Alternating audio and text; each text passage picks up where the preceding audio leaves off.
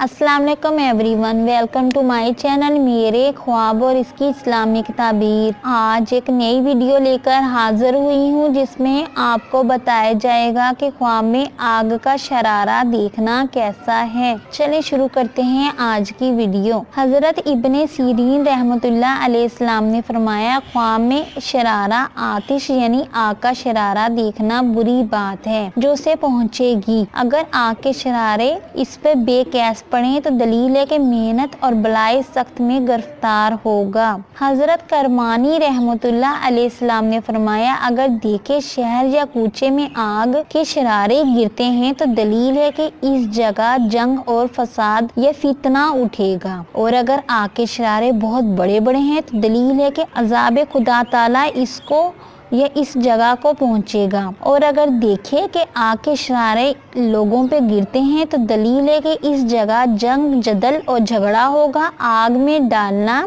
और आग से फिसलना बहुत सारी गालियां देने के मुतरादिफ होता है। हजरत जाबर मगरबी रहमतुल्लाह अलैहिस्सलाम ने फरमाया, अगर कोई देखे कि हाथ में आग का टुकड़ा पकड़ा हुआ है तो दलील है कि बादशाह के काम में मशगूल होगा, और अगर आग के साथ धुआं भी देखे तो काम में खौफ की दलील है। और अगर साहिब ख्वाब देखे कि इसके हाथ में आग सर्द हो गई है यानी बुझ गई है तो दलील है कि बादशाह की खिदमत में माल हराम हासिल करेगा।